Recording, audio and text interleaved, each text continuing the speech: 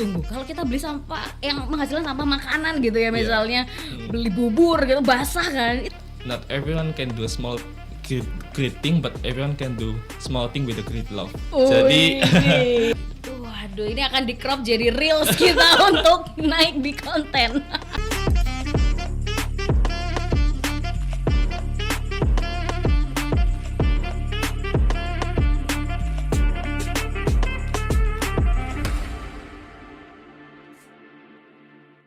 Halo teman-teman, welcome to podcast Let's Talk. Di episode kali ini kita bakal ngobrol-ngobrol lagi, tapi ini sama alumni mahasiswa Universitas Brawijaya. Sebenarnya statusnya ini masih mahasiswa ya, waktu si doi ini mengikuti sebuah program yang merupakan program bisa dibilang pertukaran pelajar. Ini mohon dikoreksi kalau salah ya, adalah The Ship of Southeast Asian and Japanese for Youth Program, dan ini merupakan satu-satunya perwakilan dari Provinsi Jawa Timur. Langsung aja kita ngobrol bareng Zulfikar. Halo Mbak Nisa.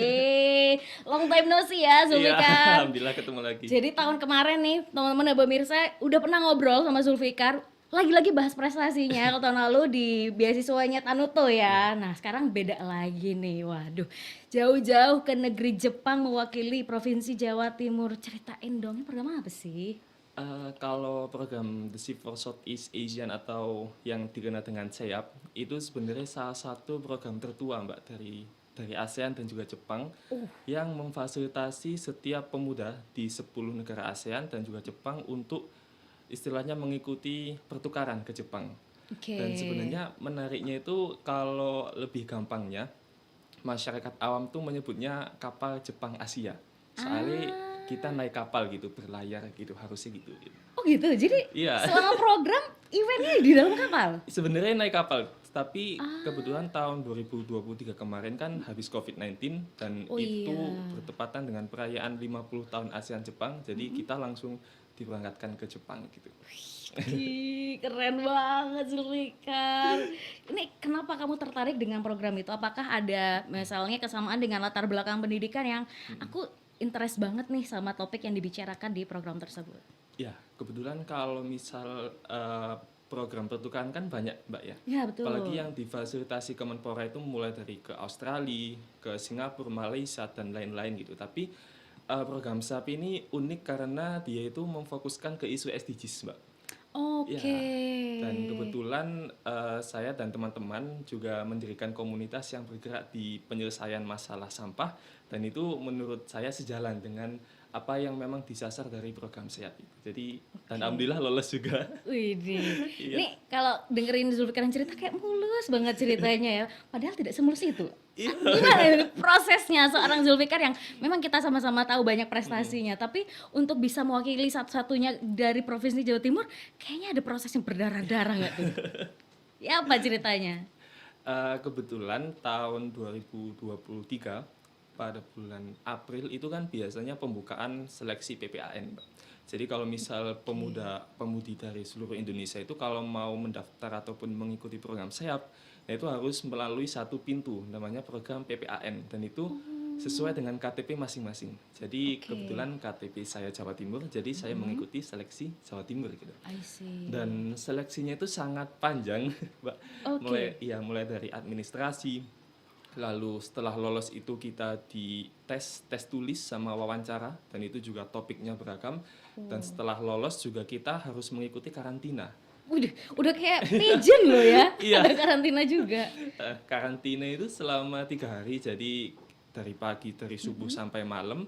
Dan kalau misal sudah kepilih pun itu harus mengikuti pembekalan dari Jawa Timur dan pusat selama kurang lebih 3 bulan sebelum diberangkatkan gitu. Jadi sangat panjang, hampir setengah tahun gitu. Untuk Ngapain persiapan. aja itu panjang banget 3 bulan. Maksudnya ada pembekalan materi lagi yang semua delegasi tuh harus punya pengetahuan yang sama atau gimana tuh? Iya, karena pertama kita mewakili Provinsi Jawa Timur, jadi kita harus istilahnya menampilkan budaya. Nari kamu jangan-jangan. Iya. Dan kebetulan nggak fasih kan Mbak ya. Oh iya, oke, bisa kebayang sih dulu kan nari. Oke. Iya, tapi itu hanya salah satu gitu. Tapi selain itu juga kita dapat pembekalan terkait komunikasi karena nantinya menggunakan bahasa Inggris. Oh, aku lalu kira pakai juga bahasa Jepang loh, kayak apa ini? Oke, bahasa Inggris, aman. iya, lalu ada pembekalan seperti social project karena Oke. istilahnya kita membawa value Mhm. atas permasalahan masyarakat yang telah kita selesaikan gitu, dan ya pembekalan lain seperti Oh, oke. etika dan lain-lain. Ini menarik nih, tadi kamu sempat bilang, masalah masyarakat. Ini Iya. masyarakatnya khusus di Indonesia atau langsung pada masyarakat Southeast Asia-nya itu sendiri atau seperti apa tuh? Iya, kalau masalah itu sendiri, untuk seleksi kita lebih ke lokal, Mbak. Oke. Karena istilahnya khususnya untuk Provinsi Jawa Timur itu biasanya dicari orang yang telah berkontribusi gitu. Oh, dan kamu punya eco-living tadi. Alhamdulillah, iya. Ah. Ya, dan Oke, oke. ketika kita terpilih menjadi delegasi Indonesia, nah itu akan Mhm. lebih ditarik lebih luas gitu. Kira-kira solusi ataupun masalah lokal itu apakah memang dihadapi oleh negara ASEAN dan juga Jepang ataukah tidak gitu. Oke, berarti kalian di sana juga presentasi, sharing apa yang udah Iya, dilakukan di presentasi, masing-masing diskusi negara. gitu Ih, semua. seru banget ya. Dan aku sempat baca artikelnya memang membahasnya tentang energi, climate change, dan Ya, juga recycling recycling oriented oriented society. society. Nah, berarti punyamu yang eco living tuh masuk yang mana tuh? Kebetulan di recycling oriented society, jadi Oke. bagaimana istilahnya mengubah masyarakat itu untuk lebih aware untuk pengolahan sampah gitu. Oke, Ya. nah, kayaknya memang di Indonesia masih PR banget ya, Iya, walaupun bener. sudah lumayan nih banyak yang terliterasi terkait memilah dan mengolah sampah. Tapi Iya. kalau udah ngobrol langsung sharing di sana, kira-kira negara mana yang benar-benar bisa jadi panutan nih? Kayaknya bisa nih dicontek dibawa, at least di Jawa Timur deh. Mm-mm. Eh, karena kita di Jepang, Jepang dong pasti jadinya. Jepang. Gimana sih pengolahan sampah di sana, ceritain? Sebenarnya dari masyarakatnya yang memang sudah sadar dari ini, dari individunya, Mbak. Jadi Hmm, kalau misal kita di Jepang itu benar-benar kita nggak melihat tempat sampah dan kita nggak melihat sampah berserakan gitu. Dan oke. pernah kontingen Indonesia itu istilahnya menghasilkan sampah gitu ya. Nah, dan itu memang harus dikasih tahu untuk membawa sampah tersebut sampai pulang ke hotel gitu. Karena memang masyarakat di sana sangat patuh dan juga pengolahan itu juga ada pengolahannya sendiri gitu. Oh, tunggu. Kalau kita beli sampah yang menghasilkan sampah makanan gitu ya, Iya, misalnya beli bubur gitu basah kan, itu heeh, tetap harus dibawa sendiri. tetap terus di bawah gitu. Jadi nggak ada tempat sampah. Jadi semisal di jalan kita menghasilkan sampah ya harus dibawa sampai pulang gitu. Oh, oke, berarti kayak bawa kresek masing-masing gitu Ya ya orang. ataupun ke bag yang lainnya. Oke, tapi kalau di sana pengelolaan sampahnya dipegang pemerintah atau seperti apa tuh? Kalau sejauh kemarin itu kebetulan kita kunjungannya ke pihak energi, Mbak. Dan Oke. tidak meng-highlight dari apa ya, dari segi pengolahan sampah. Tapi Ah, pada saat diskusi itu memang ada salah satu pihak kalau di Jepang itu yang memang mengelola sampah itu. I see. Jadi tidak sampai berserakan di I lingkungan. see. Oke, boleh deh cerita soal energi. Kalau di Indonesia yang terkenal energi terbarukan, kita mau Iya. move gitu ya ke yang udah nggak minyak-minyak tapi ke Mm-mm. baterai gitu Iya. kan. Kalau di Indonesia kamu ngelihatnya udah sejauh apa nih upaya pemerintah untuk akhirnya beralih dari minyak bumi? Ya, sebenarnya kalau di Indonesia sendiri kan banyak Mbak ya potensinya dan Betul. pasti sangat beragam gitu. Mm-mm. Sebenarnya untuk upaya pemerintah itu sudah sangat bagus sih, terutama dalam hydropower yang memang dipasangkan di dam-dam atau misal Mbak Nisa pernah lihat di atas danau itu yang ada solar panel mengapung Oh, dan itu iya kan iya. itu memang salah satunya tercetus dari beberapa negara maju yang menerapkan itu. Tadi Oke. secara lambat laun Indonesia mulai transisi energi. I see, karena Indonesia juga masih developing country Iya, ya. I betul. see. Tapi kalau Jepang udah bener-bener nerapin itu nih dalam Benar, keseharian. bahkan mereka ada beberapa solar panel yang memang itu menjadi istilahnya kekuatan mereka untuk mensuplai energi gitu. Oh, oke. Misal kalau di Indonesia listrik masih batu bara, di sana udah nggak sama sekali Iya, gitu. Keren ya. menarik sih. I see. Tapi ngomong-ngomong soal ini juga menarik juga karena Indonesia kan lagi ngejar ke Indonesia Emas 2045 ya. Di rancangan RPJM-nya yang Oh jangka iya, panjang juga ada kan ke iya. arah sana. Itu sampai menyoroti ke sana nggak sih? Maksudnya nyebutin bahwa Indonesia juga punya nih kayak target ambisius bisa at least developing country tapi ada dream country-nya juga. Iya, pasti ada Mbak ya. Dan kalau nggak salah saya pernah baca itu yang target energi berapa persen itu yang ingin dicapai melalui penggunaan renewable energy itu. Ya aku sempat baca juga sampai zero kalau Iya. kalau bisa. Iya. Bertahap, Mbak. Nah, tapi kita sebagai masyarakat nih, kira-kira untuk mencapai Indonesia Emas 2045 ya kita nih sebagai masyarakat bisa kontribusinya mulai apa sih? Ini kan walaupun masih 20 tahunan lagi ya untuk ke sana. Iya. Kita bisa ngapain sih Ah, mulainya? Kira-kira. aku mengutip salah satu quotes yang bagus. Waduh, udah disiapin ya di rumah ya. Kepikiran. Oke, gimana tuh? Kalau nggak salah ya, not everyone can do a small great thing, but everyone can do small thing with a great love. Jadi Wih. memang kalau misal kita mau mulai terus kita melakukan hal yang besar kan susah, Mbak ya.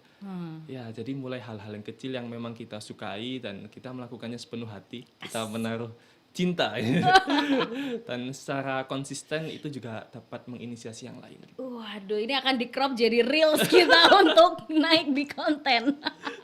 Aduh, Mantap banget. Nah, salah satunya dilakuin Zulfikar dengan punya Eco Living tadi. Nah, tapi kalau buat temen-temen nih yang nonton gitu ya, kira-kira kontribusi apa gitu yang bisa dilakuin kita deh sebagai mahasiswa? kalau mahasiswa otomatis kita kan punya passion masing-masing, Mbak ya. Ada yang passionnya mungkin komunikasi ataupun isu-isu yang terkini gitu ya. Kalau misal dari saya dulu memang awalnya tercetus untuk terjun di waste management juga secara tidak sengaja gitu. Nah, Oke. tapi yang paling mendasar adalah kita harus bisa menemukan orang yang satu frekuensi. Oh, Jadi work in team berarti. ya, karena kalau kita jalan sendiri ya memang cepat tapi nggak lama gitu. Tapi kalau kita jalan bareng kita bisa jalan lama gitu, lebih lama gitu. Oke, Dan ya, sustainability-nya iya, ada sustainability, wes ya. sih. Mantep, Mbak. Jadi ketularan ini ya. Iya. Karena tadi kamu sempat ngomong SDG jadi aku kayak inget-inget, oh oke, nice banget. Oke, baik. Nah, ini balik lagi ngomongin soal program kamu yang tadi ke Jepang. Tadi sempat bilang juga nggak cuma dari Indonesia ya yang berangkat, ada negara-negara lain 10 ya bahkan yang juga share tentang pengalaman di negara masing-masing. Ada nggak negara yang kamu benar-benar ngeliat, hei unik ya, aku belum pernah tahu dan baru tahu setelah ada program tersebut. Kalau misal ada sih, Mbak, di beberapa negara itu memang pengelolaannya ataupun hal-hal unik seperti topik yang memang saya tekuni ya di Energy Recycling Oriented Society itu memang sudah menjadi darah daging gitu. Jadi seperti Singapura, karena Singapura menjadi salah satu negara yang ikut di SEAP, itu mereka istilahnya sudah ada waste processing yang lebih matang gitu loh. Jadi tidak sampai berserakan di lingkungan, bahkan sudah ada tempat yang memang untuk mengolah itu. Dan menariknya adalah setiap negara itu memiliki cara sendiri gitu, Mbak, untuk menyelesaikan masalah-masalah itu gitu. Yang mana yang paling benar-benar kamu ingat gitu kayak, ih unik gitu, bisa nih dicontek. Ya, kemarin menurut saya ya Singapura itu karena memang teknologi ini mereka pas menjelaskan wah bagus gitu. Soalnya udah terintegrasi gitu, bahkan pengelolaannya di salah satu tempat gitu. Nah, tapi beberapa negara seperti Thailand, Philippines itu kalau misal aksi yang telah dilakukan ya mirip Indonesia gitu. Bertahap. I see, bisa kebayang sih. Iya. Ada teman-teman yang pernah jalan-jalan ke sana mungkin ya serumpun lah ya. Ya, 11 12. Tapi ada harapan dong baik Indonesia maupun Thailand dan Filipina tadi. Pasti bisa. Pasti Optimis, bisa. optimis. Optimis, semangat. Iya. Tapi kalau di negara-negara tadi yang dikatakan ya mirip-mirip Indonesia, mereka juga udah ada upaya kah entah dari pemerintahnya atau mungkin masyarakatnya seperti apa? Ya, upaya pasti ada, tapi kalau misal kita melihat di negara ASEAN, itu Indonesia kan menempati peringkat pertama, Pak, sebagai produsen sampah makanan. Waduh. Dan itu istilahnya bisa 10 kali lebih tinggi dibandingkan negara Thailand dan lainnya. Jadi memang masing-masing negara itu sudah punya base masing-masing, tapi struggle yang paling berat itu Indonesia karena sampai besar gitu. Karena penduduknya udah 270 Iya, juta penduduknya lebih kan. iya besar juga. Wah, nomor satu tapi bukan untuk dibanggakan ya food waste. Oke, kalau kita ngomongin misalnya sampah yang kayak plastik apa segala macam, bisa nih ibu-ibu dibikin tas apa segala macam. Kalau food itu emangnya bisa diapain sih sebenarnya biar gak jadi waste gitu? Ya, nah kalau food kalau kita tarik komponennya kan biasanya dari sayur, Mbak ya, ataupun Oke. nasi ataupun dari ikan gitu. Nah itu kan biasanya mengandung kalau misal kayak vitamin ataupun kandungan-kandungan lain yang masih bisa dikonsumsi kalau misal masih layak gitu. Oh, oke. Ya, tapi kalau tidak kan itu bisa dikomposisi lalu juga diolah menjadi produk yang seperti zero waste gitu, seperti kompos dan lain-lain, dan itu Oh. sebenarnya mutakhir juga kok untuk diolah. Oke, tapi siapa ya mau ngolah gitu Nah kan? itu ya. Kayak ya udah deh ke aku pribadi gitu ya, habis masak sisa dahan-dahan ya sayuran langsung aja buang, bahkan Iya. kadang kecampur sama sampah yang lain gitu kan. Iya. Itu harusnya gimana? Apa di penampungan sampah akhir ada yang misahin atau ya apa harusnya? Sebenarnya dari aksi kecil Mbak, kan mungkin setiap rumah itu ada pekarangan gitu ya, Oke. ataupun tanaman gitu. Nah mereka ya mungkin cuma menggali lubang lalu mereka memasukkan sampah makanan di sana dan itu akan terdekomposisi secara alami gitu. Serius? Iya itu Ah, bisa. nggak jadi bau gitu sampahnya? Nah itu kalau misal bau itu biasanya sampah-sampah yang memang istilahnya sulit terurai gitu. Contohnya kayak kepala ikan itu kan agak lama gitu ya Mbak ya, ataupun tulang dan lain-lain itu biasanya kalau lama terdekomposisi ya itu Jadi agak bau. Mm. Oh, I see. Ih, menarik ya. Depan rumah kita gali lubang terus buat buang tadi tuh ya. Iya. Tapi kalau udah kecampur bumbu misalnya gulai gitu kan, Nah. gulai kepala ikan, campurlah di situ. Terdekomposisi kah? Biasanya harus dicuci sih Mbak, soalnya minyak itu kan agak bahaya ya. Iya, Ah. harus Tapi dicuci. menarik banget karena itu oke, ini mungkin possible dilakuin tapi kan kita lebih cenderung mager ya. Iya. Aku aja dengerin kayak, "Hah, haruskah?" gitu. Tapi kalau di negara maju mungkin atau kayak Jepang, Singapura udah ngelakuin hal itu kah masyarakatnya? Mereka ada yang memfasilitasi gitu. Jadi Oh. karena tidak untuk negara-negara itu kan biasanya bentang alami juga beda Mbak ya. Lalu juga mungkin lebih kecil gitu luas areanya, dan itu Oke, betul. kalau mereka disuruh mengolah sendiri kayaknya PR nggak banget. memungkinkan gitu ya.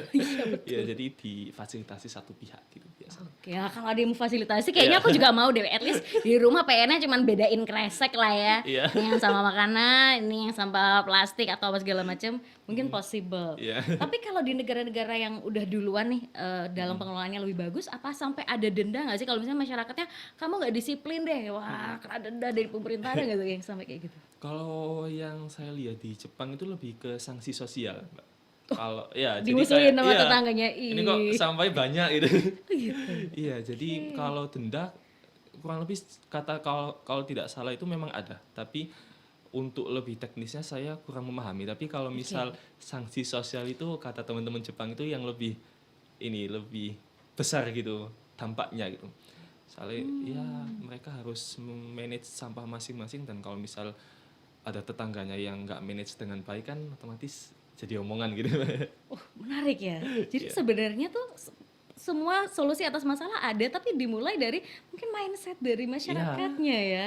Dan that's why butuh banyak orang model Zul gini ya, yang muncul dari apa nih, anak-anak akademis yang akhirnya membawa contoh-contoh solusi permasalahan. Iya. Asik. Nah, kalau dari yang di Indonesia sendiri, teman-teman yang lain juga membawakan tema yang serupa dengan Zul. Misalnya Zul kan punya eco living. Teman-teman yang lain apa sama atau beda atau gimana? Kebetulan kan Indonesia itu ataupun setiap negara ASEAN itu mengirimkan 10 Mbak ya.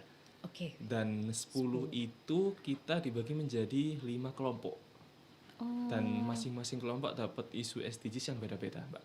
I Jadi see. ada yang dapat terkait pendidikan, lalu juga ada yang sustainable cities, lalu seperti pengelolaan kota gitu. Oke. Ada juga yang cenderung lebih ke arah well-being ataupun kesehatan. Jadi beda-beda Iya, semua. kita latar keahliannya. belakangnya beda-beda, dan sesuai track record kita itu yang kita nanti dipasangkan cocoknya masuk ke kelompok apa gitu ataupun ke Wait, tujuan apa. berarti tidak semua mahasiswa dong kalau kayak gitu? Sebenarnya saya menjadi salah satu yang paling muda. Ini patut deh mereka tepuk tangan meriah, luar biasa. Iya. Paling muda perwakilan Iya. Indonesia. Dan saat itu statusnya mahasiswa Mahasiswa. Universitas Yang Brawijaya. lain sudah lulus ini. Serius? Iya. Oh, berarti yang kayak misalnya sudah punya profesi kayak dokter apa segala macam juga? Ada yang dokter, ada yang sudah jadi dosen juga. Jadi agak sungkan gitu. Oke, ini dan menarik nih buat Iya. dibahas lebih lanjut. Gimana perasaan kamu waktu tahu kompetisinya ini masih dalam negeri ini ya, kayak lu tiba-tiba ada dosen kamu gitu kayak dosen segala macam. Iya apa ya Pak Iya. ceritanya? Kalau dari Jatim sendiri dulu itu pas seleksi juga memang ada yang masih mahasiswa dan ada yang Oke. sudah guru dosen gitu.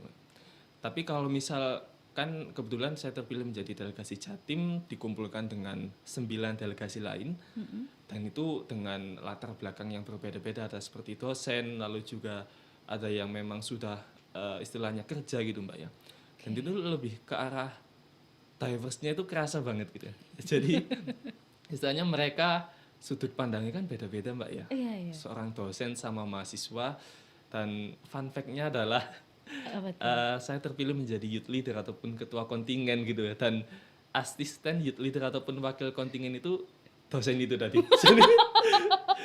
Halo Pak dosen. Ya halo. Ya, jadi agak gimana manggil kak ataupun manggil bu gitu. Itu jadi ya, tapi alhamdulillah terlalui dengan baik sih. Wih, ini berarti benar-benar jadi pengalaman yang nggak akan pernah kamu lupain dong Iya. ya. Paling muda jadi ketua kontingen.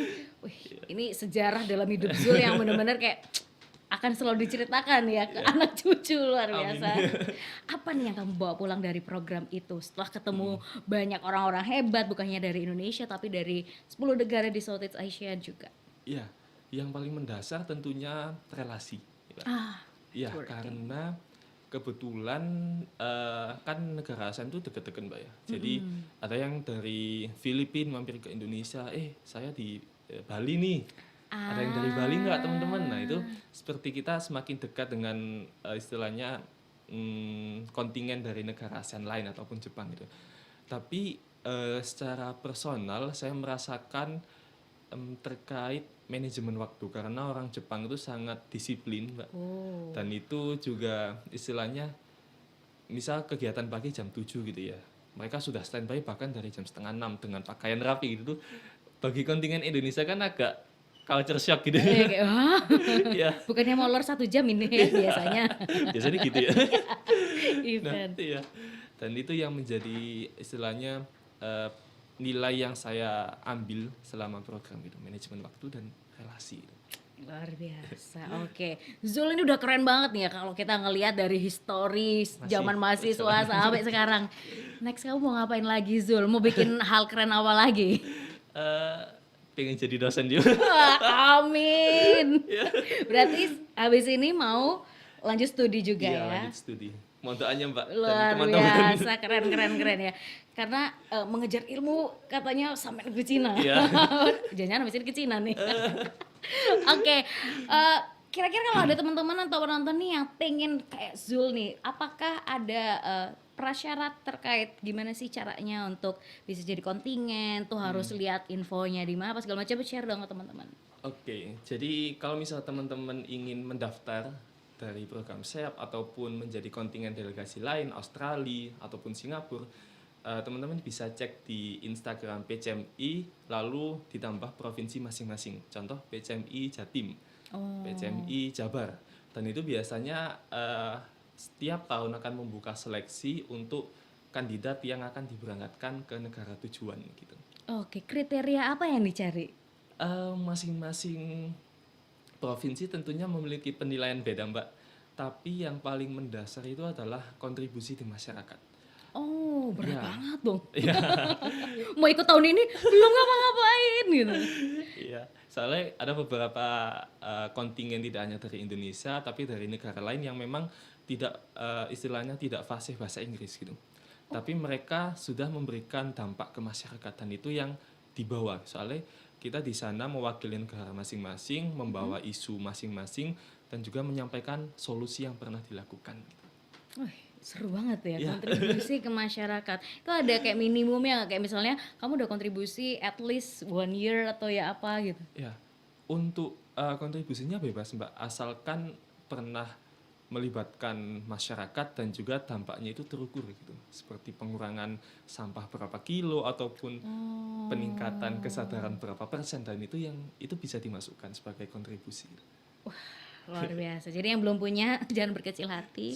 Masih ada kesempatan ya. Dan Zul bilang tadi nggak harus pas masih jadi mahasiswa kan, bahkan Iya, udah lulus tapi kalau masih punya keinginan dirawat aja. betul. Siapa tahu nanti rezekinya pas udah jadi profesional malah wih gitu Iya, ya. Pas presentasi, wih seru sudah banget. profesional. Bukanya kapan nih kalau tahun 2024?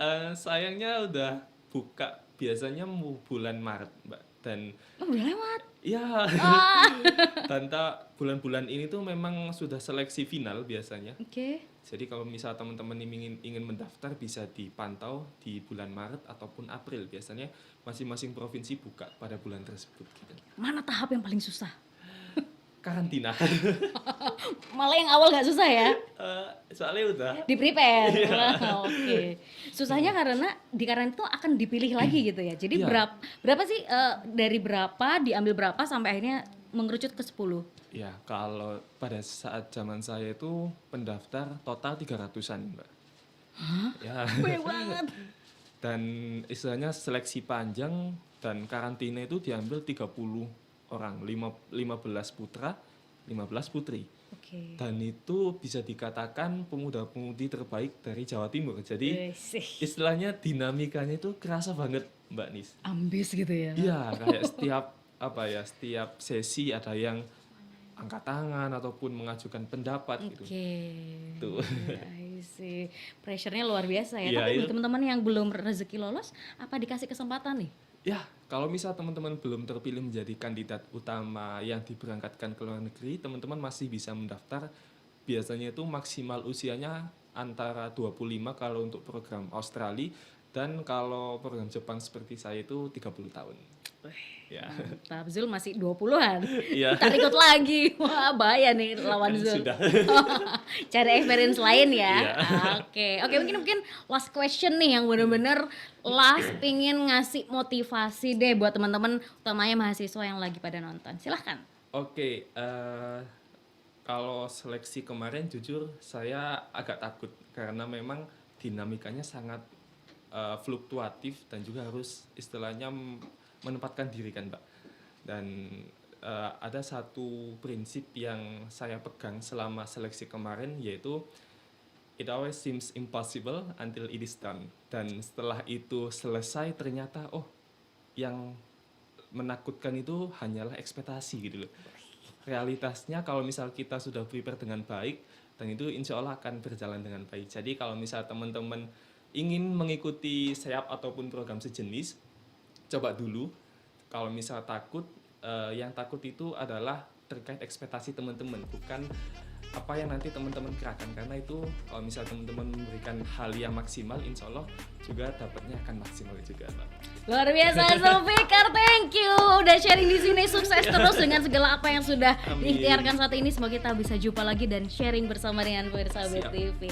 Dan teman-teman semoga ini bisa benar-benar menginspirasi, bukan cuma didengar tapi diambil actionnya juga. Dan kita tunggu prestasi teman-teman buat sama-sama ngobrol di sini. Dan thank you and see you on the next episode. Bye bye.